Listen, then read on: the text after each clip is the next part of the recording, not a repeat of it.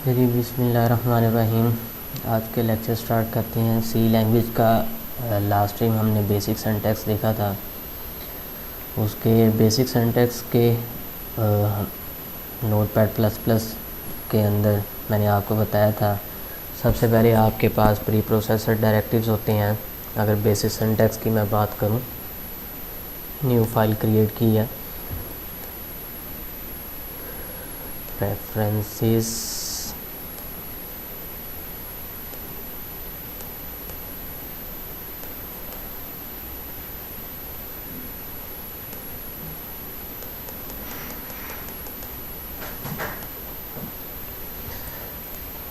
सबसे पहले आपके पास प्री प्रोसेसर डायरेक्टिव्स होते हैं।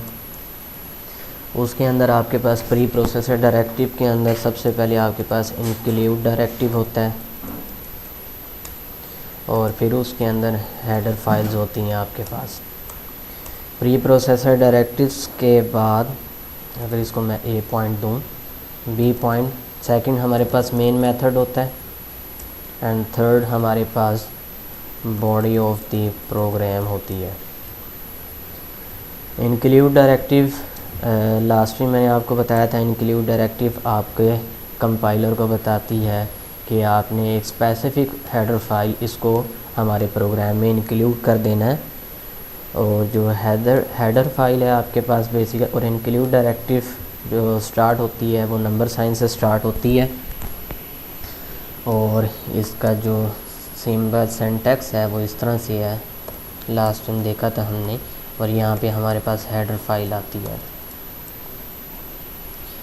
जबकि इसके बरक्स हमने हेडर फाइल को देखा था। हेडर फाइल की जो एक्सटेंशन थी वो हमने देखी थी, .h होती है और ये इंक्लूड डायरेक्टिव के अंदर आती है। फॉर एग्जांपल जिस तरह हमने लास्ट टाइम देखा था, हैश इंक्लूड iostream.h या stdio.h, लास्ट टाइम हमने देखा था .h। std where std stand for standard, I stand for input, O stand for output, standard input output, और h का मतलब था हेडर फाइल। और ये प्री प्रोसेसर डायरेक्टिव कहते हैं डायरेक्शंस को, हिदायत को, वो हिदायत जो कि आपके कंपाइलर को बिफोर आपके प्रोग्राम को कंपाइल करने से पहले प्रोवाइड की जाती हैं कि ये वाली डेफिनेशंस आपके प्रोग्राम के अंदर शामिल कर दें। क्यों शामिल कर दें? उसकी वजह ये है कि आप उस वर्किंग को अपने प्रोग्राम के अंदर इंक्लूड करने जा रहे हैं। मेन मेथड का सिंटैक्स हमने देखा था, इंट मेन लिखते हैं आप, उसके आगे इस तरह ब्रैकेट्स डालते हैं, प्लेस करते हैं, और उसके बाद आपके पास बॉडी ऑफ द प्रोग्राम थी। बॉडी ऑफ द प्रोग्राम जो है करली ब्रेसेस से स्टार्ट होती हैं। यहाँ पर आप करली ब्रेसेस से स्टार्ट करते हो और इसको करली ब्रेस से आप इसको एंड करते हो, और यहाँ पे आपने प्रोग्राम की लॉजिक को इम्प्लीमेंट करते हो। प्रोग्राम लॉजिक यहाँ पर इम्प्लीमेंट की जाती है। इसके साथ साथ लास्ट टाइम हमने देखा था हमारे प्रोग्राम के अंदर आउटपुट किस तरह होती है। अगर हम आउटपुट की बात करें, आउटपुट इन सी लैंग्वेज अगर हम उसकी बात करें तो हमने देखा था हमारे पास प्रिंट एफ यूज़ होता है, और प्रिंट एफ के अंदर हम डबल कोट्स में जो चीज़ लिखेंगे वो एज इट इज़ हमारे पास स्क्रीन के ऊपर प्रिंट हो जाएगी। और एक और बात हमने लास्ट टाइम देखी थी, हमारे पास बॉडी ऑफ द प्रोग्राम के अंदर जब हमने बात की तो मैंने कहा था यहाँ पर each line ended by semicolon. तो हमारे पास जो स्टेटमेंट है, हमारे पास each statement ended by semicolon, तो वो सेमी कॉलन से एंड होती है। और एक्सेप्ट मैंने आपको लास्ट टाइम बताया था कि कंडीशंस हो गई, लूप्स हो गए, कुछ और भी हमारे पास इस तरह की हैं जो कंट्रोल को जाहिर कर रही होती हैं स्टेटमेंट्स, वो एंड नहीं होती हमारे पास सेमी कॉलन से। बाकी रिमेनिंग हमारे पास जितनी हमारे जो स्टेटमेंट हैं वो सेमी कॉलन से एंड होती हैं। थोड़ा सा आपको लास्ट टाइम कोड ब्लॉक के बारे में बताया था। कोड ब्लॉक आपने डाउनलोड करना है, डाउनलोड करने के बाद आपने उसको जस्ट रन करना है। ये हमने लास्ट टाइम कर लिया था और इसके ऊपर हमने बेसिक प्रोग्राम को रन भी किया था, एक एग्जांपल को। तो सबसे पहले आपने क्रिएट न्यू प्रोजेक्ट के ऊपर क्लिक करना है। जैसे ही क्रिएट न्यू प्रोजेक्ट पे क्लिक करेंगे ये विज़ार्ड ओपन हो जाएगा। यहाँ पर आपके पास ये ऑप्शन है कंसोल एप्लीकेशन का, इसके ऊपर आपने गो पे क्लिक करना है और यहाँ पे वेलकम का विज़िट आपको नज़र आया, यहाँ से आपने जस्ट नेक्स्ट पे करना है। आपको 2 लैंग्वेजेस की सिलेक्शन बता रहा है, हम सी लैंग्वेज को कर रहे हैं, तो आपने सी को सिलेक्ट करके आपने नेक्स्ट पे क्लिक कर देना है। यहाँ पर आपने अपने प्रोजेक्ट का टाइटल लिखना है। For example I am writing और फर्स्ट प्रोग्राम,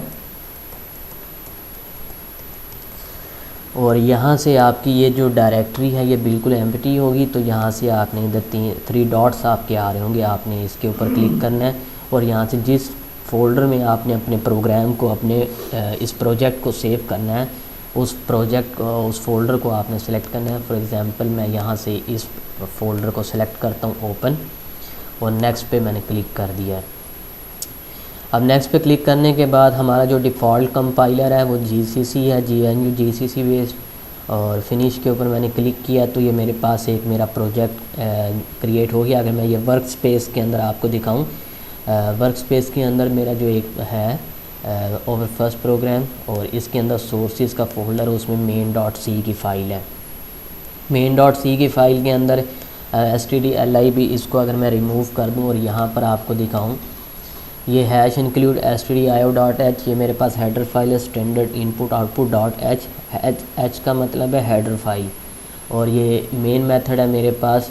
और मेन मेथड के अंदर ये करली ब्रेसेस है, यहाँ पे body of the program start होती है, और यहाँ पे ये मेरे पास प्रिंट हो रहा है, बेसिक प्रोग्राम है। ये \n, ये इसको रिमूव कर दें बेशक। और लास्टिंग हमने देखा था कि हमने यहाँ पर अपना नाम जो है नेम राइट किया था और उसको स्क्रीन के ऊपर, कंसोल के ऊपर प्रिंट करवाया था।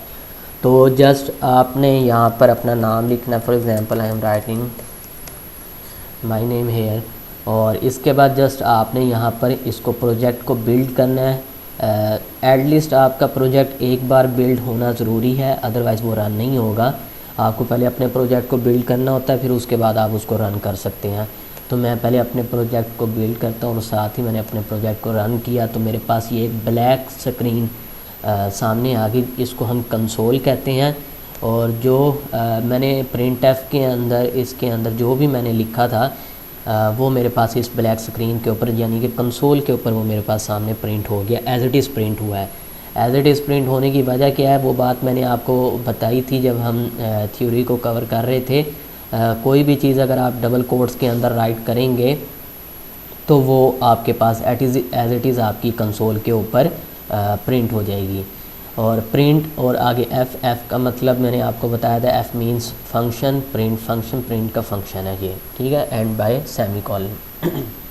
आज का जो हमारे जो हमने टॉपिक्स जो जिनको हमने कवर करना है वो मैं आपके सामने लिख देता हूँ। सबसे पहले जो हमने टॉपिक कवर करना है, हमने सबसे पहले डाटा टाइप्स के बारे में मैंने आपको बताना है। फिर उसके बाद वेरिएबल्स के बारे में हम रीड आउट करेंगे, और फिर उसके बाद हम इनपुट की तरफ जाएंगे। हम डायरेक्ट इनपुट की तरफ नहीं जा सकते, बिकॉज़ इनपुट जब हम यूज़र से कंसोल से ले लेंगे, फैच कर लेंगे, तो उसको हमें किसी मेमोरी एलोकेट करना ज़रूरी है। तो मेमोरी एलोकेट आपके पास प्रोग्राम के अंदर वेरिएबल के बगैर आप नहीं कर सकते। आपको पहले वेरिएबल्स को समझना होगा, क्योंकि आपकी जो इनपुट स्क्रीन से एंटर होगी वो आपके वेरिएबल में जाकर स्टोर होगी, और फिर वेरिएबल जो है वो इनपुट स्पेस कितनी होगी, कितना साइज़ ऑक्यूपाई करेगी आपकी मेमोरी के अंदर, उसको समझने के लिए फिर आपको डाटा टाइप्स को समझना ज़रूरी है। तो ये 3 कॉन्सेप्ट हैं आपके पास आज, इनके ऊपर डीपली हम नहीं जाएंगे, हम जस्ट बिल्कुल सरसरी सी इसको नज़र देखेंगे। डाटा टाइप्स बेसिकली आपके पास क्या है, ये चंद एक चीज़ें आपको बताती है। सबसे पहले तो ये देखें, ये आपको बताती है कि वेरिएबल के अंदर किस टाइप का डाटा आपके पास स्टोर हो रहा है, ठीक है। वेरिएबल की टाइप बताती है कि वेरिएबल के अंदर आप किस टाइप का डाटा स्टोर कर सकते हैं। सेकंड थिंग आपको ये भी बताती है कि वो जो डाटा है उसका साइज़ आप कितना रखेंगे, ठीक है। तो इसके अंदर ये 2 चीज़ें हैं, एक वेरिएबल की टाइप और डाटा का साइज़, ये 2 चीज़ें आप इससे आइडेंटिफाई कर सकते हैं डाटा टाइप से, ठीक है। और इसके अंदर आपके पास जो डाटा टाइप्स हैं वो डिफरेंट डाटा टाइप्स हैं, लेकिन हम बेसिक डाटा टाइप्स देखेंगे। बेसिक हमारे पास जो मोस्ट कॉमनली यूज़ होती हैं डाटा टाइप्स, उसमें इंट है, जो कि आपके पास इंटीजर को ज़ाहिर करता है, और इंटीजर का मतलब है कि आप न्यूमेरिक नंबर जो है आप नंबर्स स्टोर करवा सकते हैं आप, ठीक है, न्यूमेरिक नंबर्स को स्टोर करवा सकते हैं। ये आपके पास फर्स्ट डाटा टाइप है। अगर हम बात करें सेकंड डाटा टाइप की, तो सेकंड डाटा टाइप आपके पास 4 आती है। 4 जो है आपके पास करैक्टर को ज़ाहिर करता है, और करैक्टर के अंदर एनीथिंग ऑन योर कीबोर्ड, कोई भी चीज़ आपके कीबोर्ड के ऊपर है वो एक की आपकी एक करैक्टर है। Each key on your keyboard is a character, ठीक है। Except excluding function keys, function keys के अलावा बाकी जितना भी आपके पास कंटेंट आपके कीबोर्ड पे मौजूद है, हर एक की आपके पास एक करैक्टर है। और जो करैक्टर को स्टोर करने का जो करैक्टर्स हैं वो हमेशा आपके सिंगल कोट्स के अंदर, ठीक है, वो लिखे जाते हैं सी लैंग्वेज के अंदर। रिप्रेजेंटेड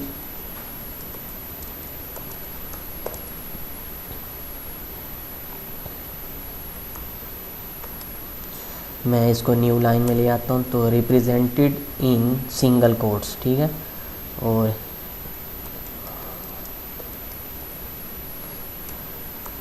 सेकंड जो थर्ड डाटा टाइप आपके पास इसमें आती है वो आपके पास फ्लोट है।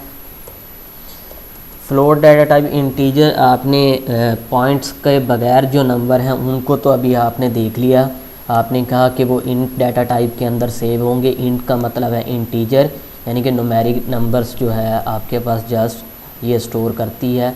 और जो फ्लोट डाटा टाइप है आपके पास ये है फ्लोटिंग पॉइंट, ठीक है।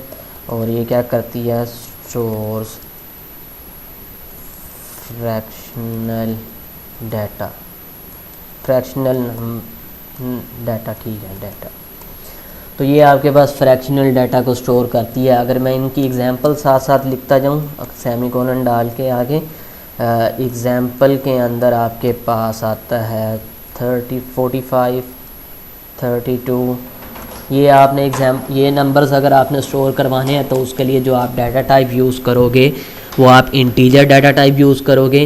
अगर आपने करैक्टर स्टोर करवाने हैं, मैं यहाँ पे आता हूँ फॉर एग्ज़ाम्पल, अगर आपको मैं कहता हूँ कि आपने करैक्टर स्टोर करवाने हैं $$ स्टोर करवाना है, तो ये आपका सिंगल कोट में आएगा, ठीक है। फॉर एग्ज़ाम्पल आपने ए स्टोर करवाना है, ये भी आपका सिंगल कोट में आएगा, ठीक है। अगर आपने कैपिटल ए स्टोर करवाना है, ये भी आपका सिंगल कोट के अंदर आएगा, ठीक है। और फ्लोट डाटा टाइप के अंदर फॉर एग्ज़ाम्पल मैं यहाँ पे आता हूँ semicolon for example,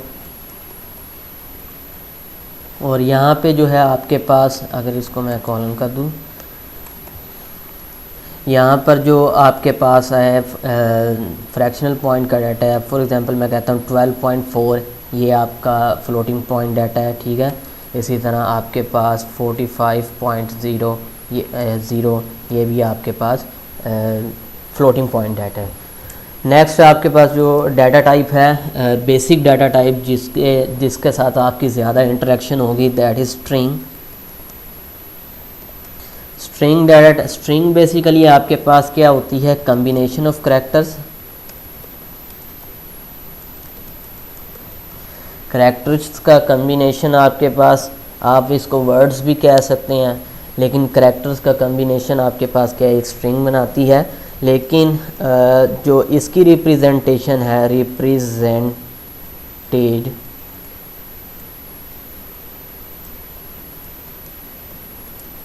bye, represented in double quotes.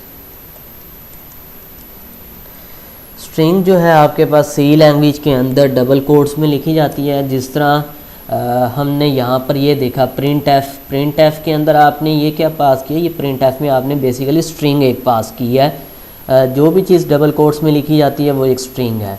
अगर कोई भी चीज़ आपके पास सिंगल कोट के अंदर लिखी गई है वो आपके पास क्या है, वो आपके पास एक करैक्टर है। लेकिन जो भी चीज़ आपके पास डबल कोट्स में लिखी गई है वो आपके पास एक स्ट्रिंग है।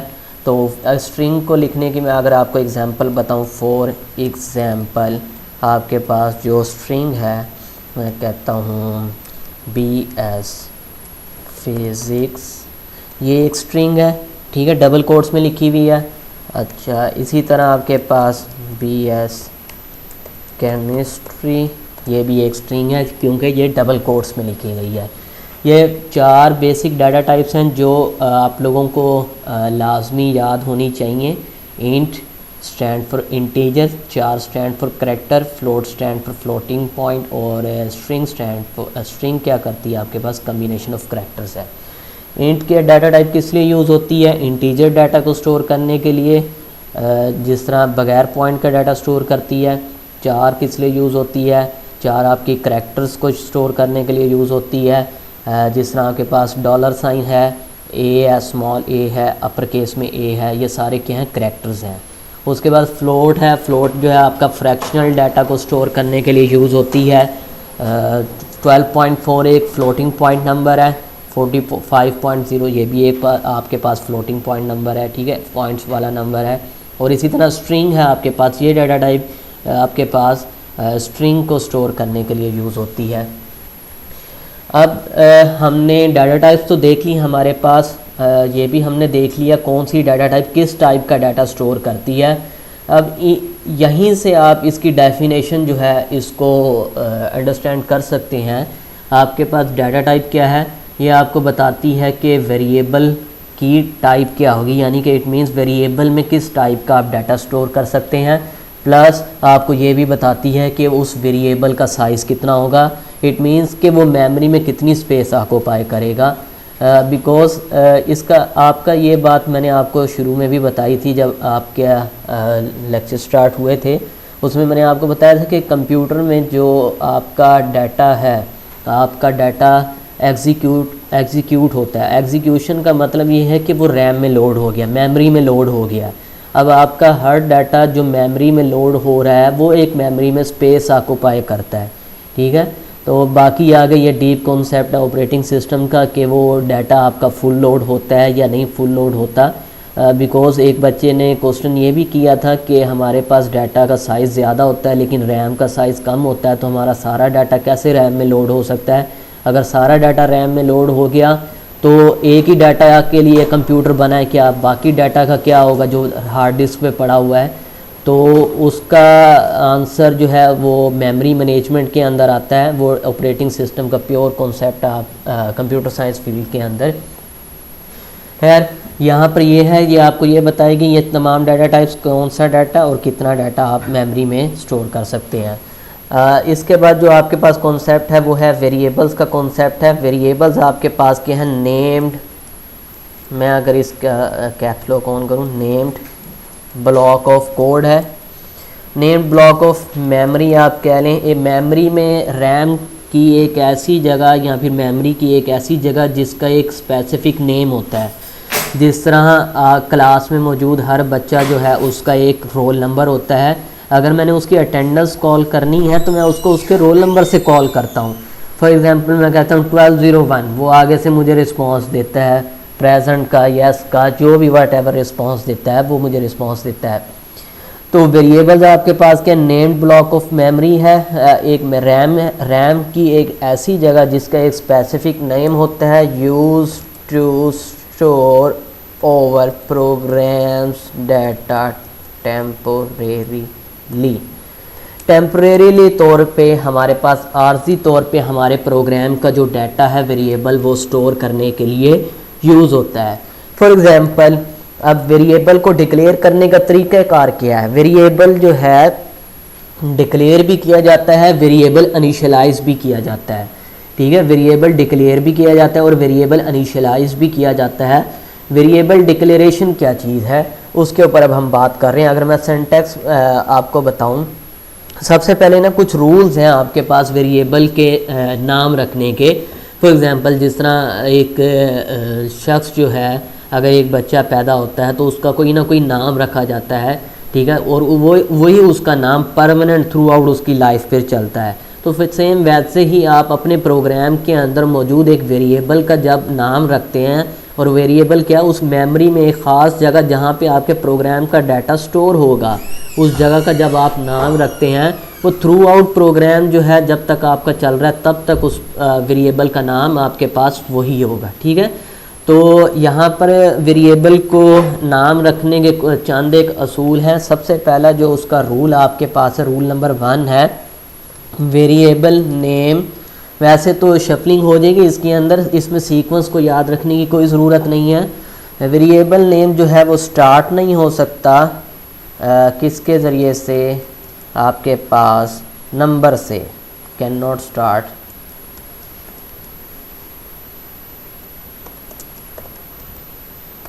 ठीक है। फॉर एग्जाम्पल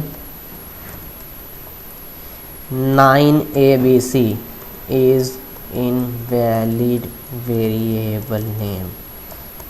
ठीक है, वेरिएबल का जो नाम है वो किसी भी नंबर से स्टार्ट नहीं हो सकता। सी लैंग्वेज की हम बात कर रहे हैं, तो ये आपके पास क्या है, 9ABC एक वेरिएबल मैंने लिखा, ये आपके पास क्या इनवैलिड वेरिएबल का नाम है। अगर आपने इसको वैलिड बनाना है तो आपको करना पड़ेगा ABC 9। ठीक है, हाँ ये बात सही दुरुस्त है कि आपका वेरिएबल के नाम में नंबर आ सकता है, लेकिन वो उससे पहले कम से कम एक आपके पास अल्फ़ाबेट का होना ज़रूरी है। ठीक है, और दूसरी जो आपके पास इसके अंदर है स्पेशल जो है आपके पास सिंबल्स जो हैं can not be in variable name. Special symbols जो हैं आपके पास वेरिएबल नेम के अंदर मौजूद नहीं हो सकते। फॉर एग्ज़ाम्पल मैं कहता हूँ Ali @first नेम, ये मैंने वेरिएबल का नाम जो है इसको रखा है, तो ये आपके पास स्पेशल करैक्टर्स जो हैं, ये आपके पास सिंबल्स जो हैं, ये वेरिएबल के नाम नहीं हो सकते। अगर इसको मैं लिखूँ for example is invalid. Third जो आपके पास जो बेसिक, मैं ये वो रूल्स बता रहा हूँ जिसकी हमेशा तकरीबन जो है हर बच्चा इन रूल्स की जो है ख़िलाफ़ वर्जी करता है। वो ये है कि वो वेरिएबल का नाम जो है वो एक नंबर से स्टार्ट कर देता है और वो उसके बाद क्या है वेरिएबल के नाम के अंदर स्पेशल करैक्टर्स लेकर आ जाता है। और थर्ड जो वो मिस्टेक करता है वाइल डिक्लेयरिंग द वेरिएबल, वो वेरिएबल के नाम में स्पेसिस लेकर आता है। White spaces are not allowed in variable name. For example अगर मैं इसकी वजाहत करूं,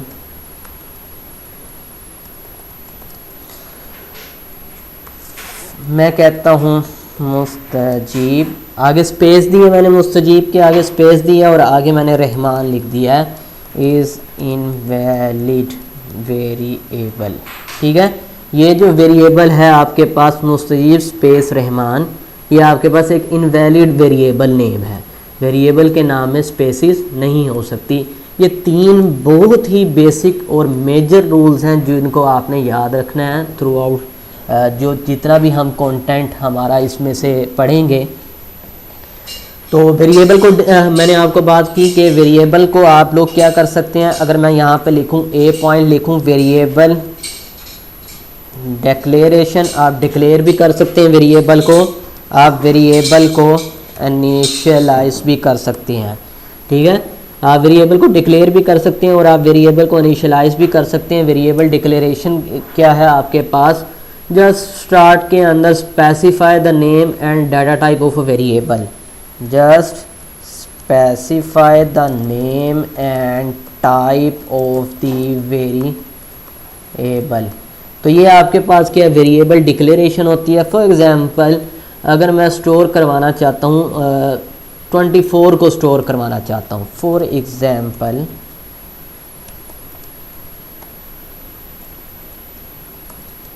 आई वांट टू स्टोर 24, तो मैं क्या करूँगा, मैं करूँगा इंट, मैं यहाँ पर सबसे पहले डाटा टाइप लिखूँगा इंट और उसके बाद यहाँ पे वेरिएबल का नाम, मैंने वेरिएबल का नाम रखा है। ठीक है, और बल्कि ये आपका आएगा वेरिएबल इनिशियलाइजेशन के अंदर। और इसको मैं अब ये मैंने क्या किया है, यहाँ पे ये अपना एक वेरिएबल मैंने डिक्लेयर किया है। अब ये बात मैंने आपको बताई थी कि बॉडी ऑफ द प्रोग्राम के अंदर ईच स्टेटमेंट आपके पास एंड होती है विद सेमी कॉलन, एंड में हमने सेमी कॉलन प्लेस किया है। ये आपके पास क्या है, डाटा टाइप है। अगर मैं इसके सिंटैक्स की तरफ आऊँ, यहाँ पर सिंटैक्स लिखूँ तो सबसे पहले डाटा टाइप होती है, फिर स्पेस होती है, यहाँ पे आपके पास वेरिएबल अंडरस्कोर नेम, वेरिएबल के नेम होता है। अच्छा, यहाँ पर एक और रूल है, अगर आप चाह रहे हैं कि आपके वेरिएबल के नेम में दो वर्ड्स का आपने कम्बिनेशन रखा है वेरिएबल का नाम, तो आप वहाँ पर अंडरस्कोर को यूज़ कर सकते हैं। जैसे यहाँ पर ये अंडरस्कोर को यूज़ किया गया है वेरिएबल नेम। तो यहाँ पर मैंने क्या किया, सबसे पहले डाटा टाइप है, डाटा टाइप के आगे यहाँ पे मैंने इंट लिखा है और यहाँ पे जो वेरिएबल का नेम है वो मैंने नाम रख दिया, नाम रखा है। तो अब जस्ट ये क्या है, ये मेरा वेरिएबल डिक्लेयर हो गया है। अब मेरा सिनेरियो कि मैं क्या करना चाह रहा हूँ, मेरा पर्पस क्या है, मेरा पर्पस ये है कि मैं 24 को इस नंबर नाम के वेरिएबल के अंदर स्टोर करवाना चाह रहा हूँ। तो मैं वेरिएबल इनिशियलाइजेशन की तरफ अगर आऊँ तो वेरिएबल इनिशियलाइजेशन आपके पास क्या है, assign the value to the variable at the time of declaration. ठीक है, डिक्लेरेशन के टाइम आप अपने अगर वेरिएबल को कोई वैल्यू असाइन कर दें तो ये आपके पास क्या है, ये आपके पास वेरिएबल इनिशियलाइजेशन कहलाती है। तो वेरिएबल इनिशियलाइजेशन है। अब यहाँ पर अब आप क्या करोगे, यहाँ पर आपने अपने वेरिएबल को इनिशियलाइज करना है। तो यहाँ पे जस्ट आप क्या करोगे, इंट नाम आपने लिखा, इंट नाम और इक्वल टू यहाँ पे आप 24 कर दोगे और एंड करने के लिए आप जस्ट क्या करोगे, आप यहाँ पर एंड में सेमी कॉलन लगा दोगे। अब जैसे ही आपने यहाँ पर सेमी कॉलन लगाया तो ये आपका वेरिएबल जो है इनिशियलाइज हो गया है।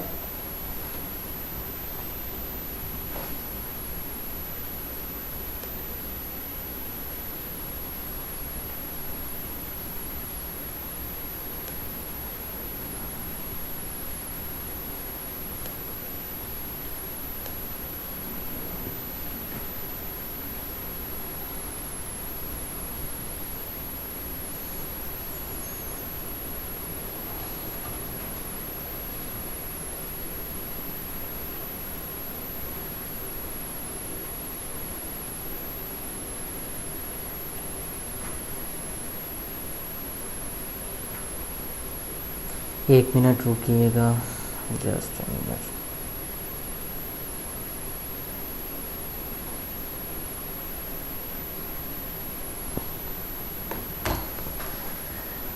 अब ये आपका वेरिएबल इनिशियलाइज हो गया है। अगर आप स्टोर करवाना चाह रहे हैं, करैक्टर टाइप का डाटा स्टोर करवाना चाह रहे हैं,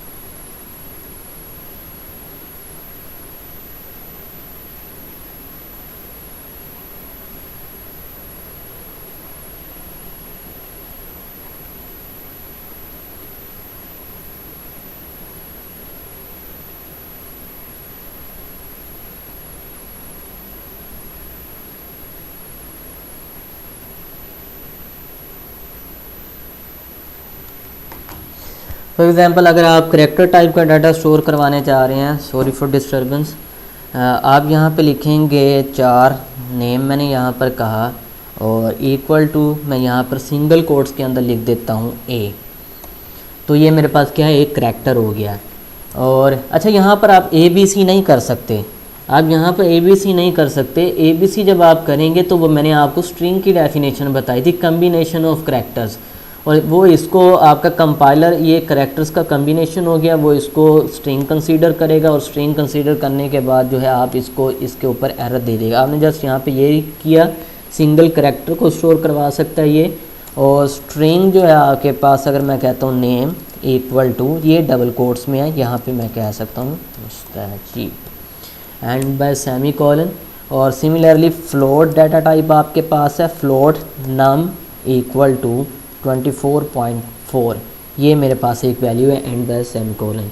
तो ये 4 वेरिएबल्स मैंने आपको इनिशियलाइज करके दिखाए हैं। तो ये ऐसे आप कर सकते हैं। अब जस्ट अगर हम बात करें, हमारे पास इनपुट की बात करें, तो इनपुट के लिए हमारे पास जो मेथड यूज़ होता है, प्रोसेस ऑफ गिविंग वैल्यू, या यूज़र इंटरेक्शन को इन्वॉल्व करना आपके प्रोग्राम के अंदर। अगर आप चाह रहे हैं कि आपका प्रोग्राम यूज़र जो है, यानी कि प्रोग्राम के को चलाने वाला जो यूज़र होगा, उसको लिखने वाला जो यूज़र है, वो आपके प्रोग्राम के साथ इंटरेक्शन कर सके, यानी कि अपनी वैल्यू जो है प्रोग्राम में ऐड कर सके, तो आपको इनपुट करवानी पड़ेगी। तो इनपुट करवाने के लिए आपके पास इसके अंदर जो मेथड यूज़ होता है वो स्कैन एफ का मेथड है, जिस तरह आपके पास प्रिंट के लिए यूज़ होता था, और एफ स्टैंड फॉर फंक्शन। तो स्कैन एफ का जो इसके अंदर आपके पास आता है, यहाँ पर आपके पास ये इस तरह है। इसका अगर मैं सिंटैक्स की बात करूँ, यहाँ पर आपके पास फॉर्मेट स्पेसिफायर,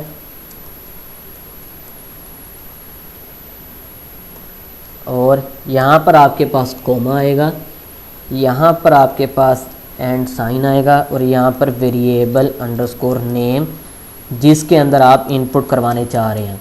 अब फॉर्मेट स्पेसिफायर क्या है?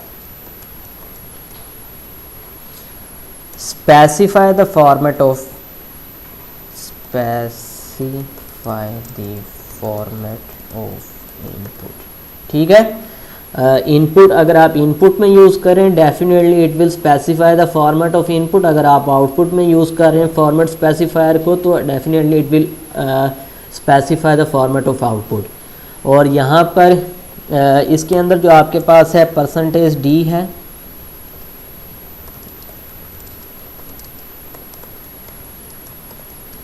फिल वक्त हम इंटीजर डाटा टाइप के साथ ही डील कर रहे हैं। तो %d आपके पास किस लिए यूज़ होता है? आपके पास जस्ट डेसिमल नंबर्स को रिप्रेजेंट करने के लिए यूज़ होता है। ठीक है, d stand for decimal. Integer number को ये आपके पास अगर आपने स्पेसिफाई करना है तो उसके लिए ये आपके पास यूज़ होता है। तो और यहाँ पर वेरिएबल नेम का क्या मतलब है? दो चीज़ें हैं आपके पास यहाँ पर। नंबर 1 आपके पास फॉर्मेट स्पेसिफायर था, और नंबर 2 आपके पास वेरिएबल नेम है। और वेरिएबल नेम आपके पास क्या है? Name of variable in which you want to store your data. ठीक है, जिसके अंदर आप अपने वेरिएबल नेम, उस वेरिएबल का नाम जिसके अंदर आप अपने डाटा को स्टोर करने जा रहे हैं, उस वेरिएबल का नाम हमारे पास क्या है? नाम। और ये जो एंड साइन है और ये जो कोमा है आपके पास और ये डबल कोट्स हैं, ये आपने एज इट इज़ ऐसे ही लिखने हैं। इसके अंदर आपने कोई चेंजिंग नहीं करनी। बस चेंजिंग कहाँ पर करनी है आपने? ये वेरिएबल नेम जिसके अंदर आप अपने प्रोग्राम का डाटा स्टोर करवाने जा रहे हैं, और इस वेरिएबल के नेम के लिहाज से आपने अपना ये फॉर्मेट स्पेसिफायर लिखना है।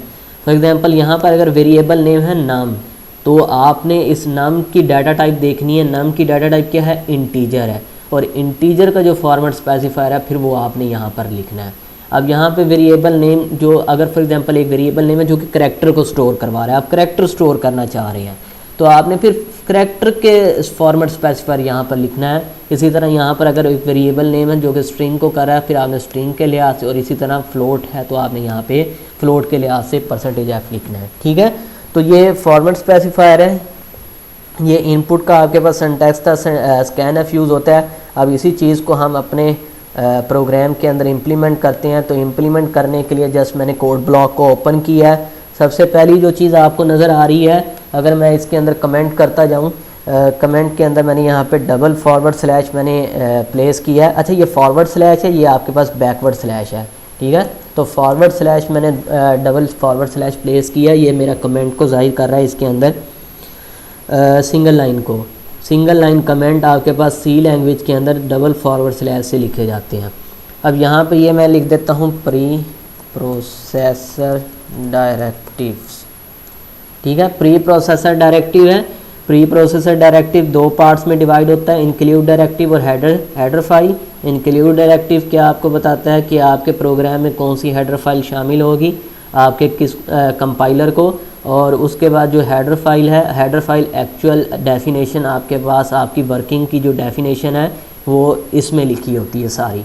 तो इसके अंदर इस प्री प्रोसेसर डायरेक्टिव के अंदर हमने एक प्री प्रोसेसर डायरेक्टिव को इंक्लूड किया है, इंक्लूड हेडर फाइल stdio.io.h, ये एक हेडर फाइल है जो कि इनपुट एंड आउटपुट के ऑपरेशन को परफॉर्म करवाएगी। उसके बाद मेन मेथड है, मेन मेथड, और मेन मेथड के बाद कर्ली ब्रेसेस के अंदर बॉडी ऑफ द प्रोग्राम है। अब यहाँ पर मैं क्या करने जा रहा हूँ, सबसे पहले मैं एक वेरिएबल डिक्लेयर करने जा रहा हूँ। मैं अगर यहाँ पर प्रोग्राम की स्टेटमेंट लिखूँ, मेरा जो प्रोग्राम है उसकी स्टेटमेंट कुछ इस तरह से है, write a program that inputs a number from the user and print it on the screen। और वो क्या करेगा, वो इस नंबर को स्क्रीन के ऊपर प्रिंट करवाएगा।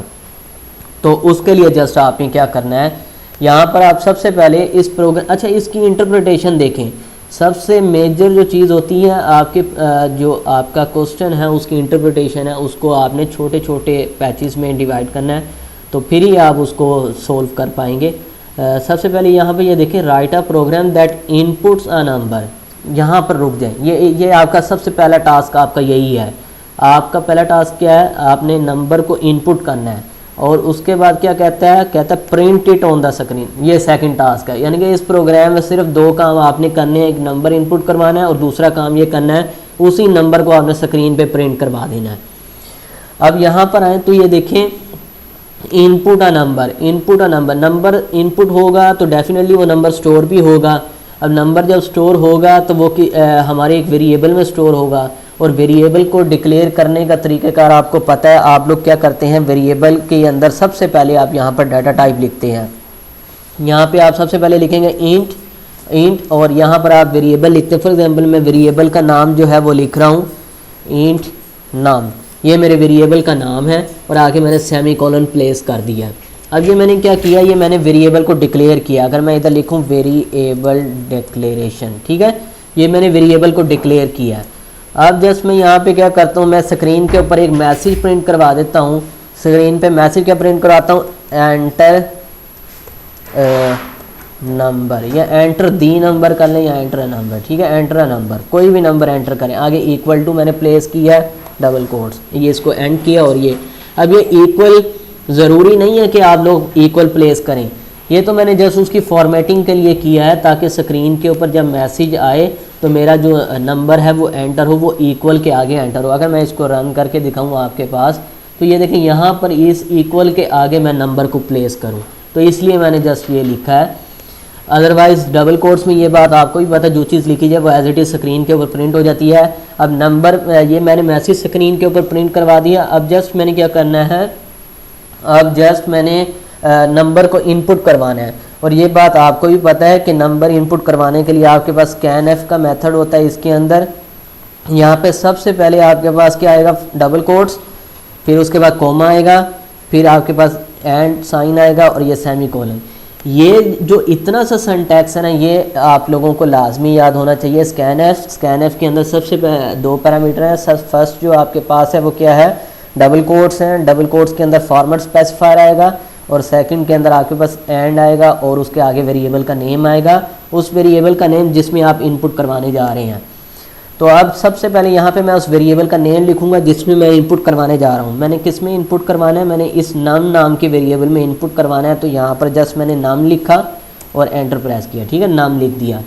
अब यहाँ पर ये, अब सवाल ये है, क्वेश्चन ये है कि यहाँ पर जो डाटा टाइप है वो कौन सी आएगी, फॉर्मेट स्पेसिफायर है वो कौन सा आएगा, तो वो इसके लिहाज से आएगा। अब मैं यहाँ से ऊपर जाऊँगा, यहाँ से ऊपर जाने के बाद मैं इस नंबर जो है इसकी डाटा टाइप देखूँगा।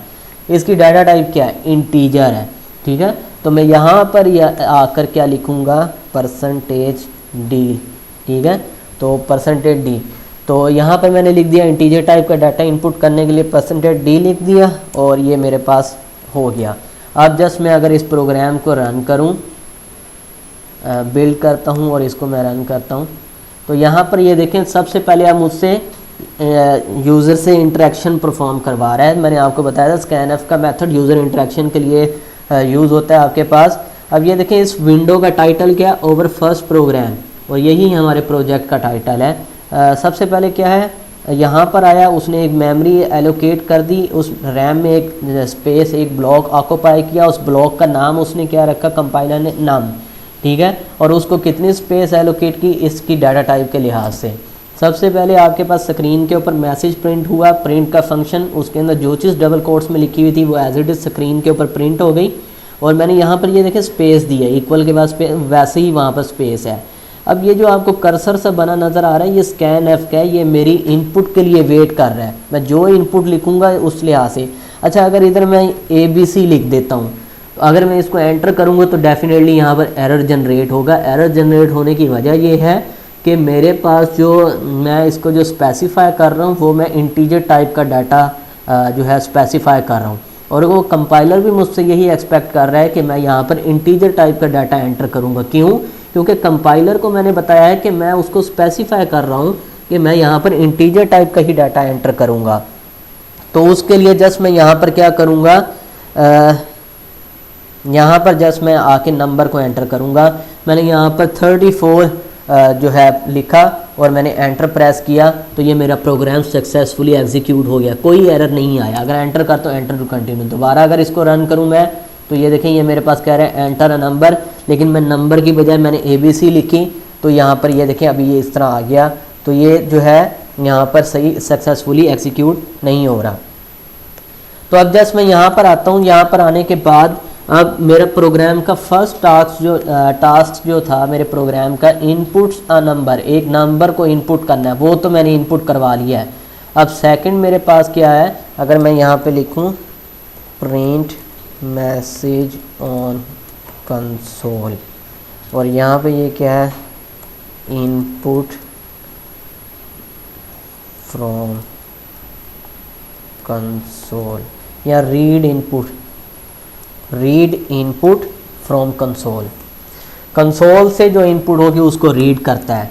अब जस्ट मैंने क्या करना है, जो नंबर मैंने रीड किया है उसको मैंने स्क्रीन पे प्रिंट करवाना है, that is the second task, print it on the screen. तो जस्ट मैं यहाँ पे लिखूँगा प्रिंट F, और यहाँ पर क्या लिखूँगा, डबल कोट्स %D, और उसके बाद यहाँ पर नम और सेमीकोलन।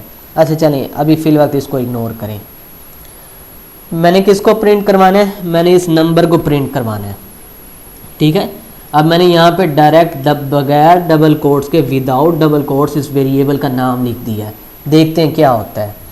मैंने इसको किया, यहाँ पे अब ये कह रहा है एंटर अ नंबर, मैंने कहा 34, तो ये अब क्या हुआ, मेरे पास सेगमेंटेशन फॉल्ट कोड डन, ठीक है, ये एरर आ रहा है। अब उसने क्या किया, मुझे मेरी आउटपुट स्क्रीन के ऊपर प्रिंट नहीं करवाया, क्योंकि मैंने उसको स्पेसिफाई ही नहीं किया मैं किस टाइप का डाटा आउटपुट करवाने जा रहा हूँ, ठीक है। तो मैंने उसको भी स्पेसिफाई करना है। फॉर एग्जांपल मैं यहाँ पे अगर करूँ, और उसके लिए मैं क्या यूज़ करूँगा, इसको अब देखते हैं एग्जीक्यूट होता है कि नहीं। मैंने यहाँ पे कहा 34, तो मेरे पास स्क्रीन के ऊपर क्या प्रिंट हो गया, 34 हो गया। वजह क्या है, वजह यही है कि आप नो डाउट आपको मैंने ये बात बताई थी कि प्रिंट एफ के अंदर जब डबल कोट्स में कोई चीज़ लिखेंगे वो एज इट इज़ स्क्रीन के ऊपर प्रिंट हो जाएगी, ठीक है। और अगर आप डबल कोट्स में नहीं लिखेंगे तो वो कंपाइलर आपका उसको एज ए वेरिएबल ट्रीट करेगा। क्या ट्रीट करेगा, एज ए वेरिएबल ट्रीट करेगा। और जब उसको वेरिएबल ट्रीट करेगा तो वो फिर उस वेरिएबल को प्रिंट नहीं करवाएगा, उस वेरिएबल के अंदर पड़ी हुई जो वैल्यू है उसको प्रिंट करवाएगा। तो यहाँ पर भी यही काम हुआ। उसने क्या किया, अगर मैं यहाँ पर आऊँ, इसको डिलीट करूँ, उसने क्या किया, उसने इस नम को प्रिंट, जब इधर आया तो ये डबल कोट्स में नहीं था, उसने नंबर को एज ए वेरिएबल ट्रीट किया। तो वो आप क्या करेगा, नंबर की वैल्यू प्रिंट करवाएगा। लेकिन जब नंबर की वैल्यू वो प्रिंट करवाने लगा तो उसको इसके आउटपुट का फॉर्मेट ही नहीं मिला। उसे पता ही नहीं है कि हम, कंपाइलर को कुछ भी नहीं पता कि उसने इनपुट कैसे लेनी है और उसने आउटपुट कैसे देनी है। ये सिर्फ आपका काम है, आपने अपने कंपाइलर को, यानी कि कंप्यूटर का जो कंपाइलर है इसका, सी लैंग्वेज का, आपने उसको बताना है कि आपने इनपुट ऐसे लेनी है और आपने आउटपुट भी ऐसे देनी है। उसके लिए आप फॉर्मेट स्पेसिफायर यूज़ करते हो। और फिर उसके लिए फिर आपने क्या किया, यहाँ पे डबल कोट्स के अंदर, और फॉर्मेट स्पेसिफायर मैंने आपको बताया हमेशा डबल कोट्स में आते हैं। तो यहाँ पे इस नंबर की टाइप क्या थी, इंटीजर थी, तो आपने यहाँ पे %d प्लेस कर दिया।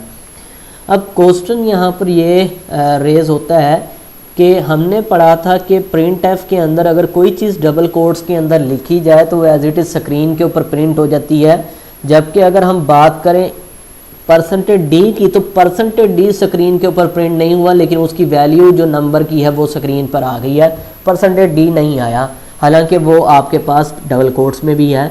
तो ये बात याद रखिएगा, जो फॉर्मेट स्पेसिफायर हैं आपके पास वो कभी भी स्क्रीन के ऊपर प्रिंट नहीं होते, वो जस्ट आपकी आउटपुट का या आपकी इनपुट का फॉर्मेट जो है वो आपको बता रहे होते हैं, आपको नहीं, आपके कंपाइलर को बता रहे होते हैं। ठीक है, तो जस्ट यहाँ पर ये हो गया।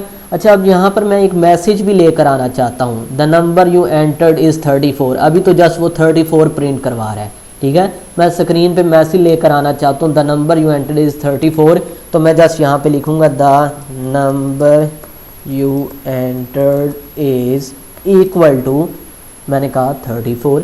तो अब इसको मैंने सेव किया और इसको मैं दोबारा से रन करता हूँ। वो कहता है नंबर एंटर करो, मैंने कहा 12। तो ये देखिए आपके पास क्या है, the number you entered is 12। अब एक और बात, अच्छा एक और चीज़ देखिएगा, मैं यहाँ पर आता हूँ और %d को वहाँ से काट कर मैंने कहाँ लिखा, मैंने %d को यहाँ पर लिख दिया। और अब मैं इसको क्लोज़ करता हूँ, क्लोज़ करने के बाद दोबारा बिल्ड एंड रन करता हूँ, मैं कहता हूँ 67। और अब यहाँ पर देखें, यहाँ पर क्या आ रहा है, 67 the number you entered is equal to. अच्छा, ये काम करने से क्या हुआ, मैंने %d इक्वल के आगे से हटाकर मैंने स्टार्ट में प्लेस कर दिया। अब इससे क्या हुआ, इसका मतलब ये हुआ कि हमें ये बात भी पता लगी कि फॉर्मेट स्पेसिफायर जो ना सिर्फ आपको आपके आउटपुट के फॉर्मेट जो स्पेसिफाई कर रहा है, उसके अंदर आपकी आउटपुट की पोजीशन को भी स्पेसिफाई कर रहा है। ठीक है, आपकी आउटपुट जो जिस वेरिएबल को आप प्रिंट करवाने जा रहे हो, आपकी उस आउटपुट की पोजीशन को भी स्पेसिफाई कर रहा है। ठीक है, तो ये देखें %d हमने जहाँ जहाँ पर हम %d प्लेस करेंगे हम, तो वहीं वहीं पर आपकी जो है आउटपुट जो है स्क्रीन के ऊपर डिस्प्ले होगी। फॉर एग्जांपल %d को मैं यहाँ से काट कर, और %d लिखना ज़रूरी है, ये बात आपको पता है, अगर नहीं लिखेंगे तो एरर आएगा, कोड डम्प का एरर आया था। तो %d मैंने यहाँ पर लिखा, मैं इसको दोबारा से कंपाइल करता हूँ, कंपाइल किया, रन किया, और इसको मैं यहाँ पे नंबर दे देता हूँ 89 इस टाइम। तो ये देखें, the number you 89 entered is equal, the number you %d इसकी वैल्यू यहाँ पर आएगी, जब number you 89 entered is equal to number, तो ये यहाँ पर आपके पास स्क्रीन के ऊपर डिस्प्ले हो जाएगा। तो ये आपके पास एक बेसिक प्रोग्राम था जिसके अंदर हमने एक नंबर को इनपुट किया और उसके बाद जो है उसको स्क्रीन के ऊपर हमने डिस्प्ले करवाया। अब इसी प्रोग्राम को अगर हम मज़ीद आगे लेकर चलें, अब हम 2 नंबर यूज़र से इनपुट करवाते हैं और उसके बाद उन दोनों के ऊपर मैथमेटिकल ऑपरेशंस उनको परफॉर्म करते हैं।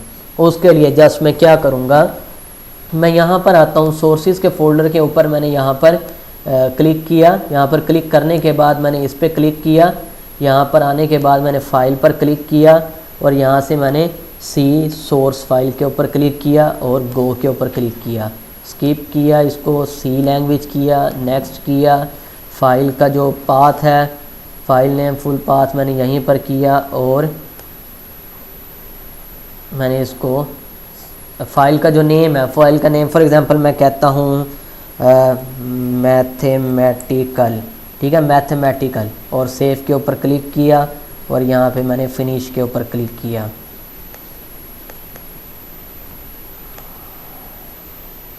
एक मिनट,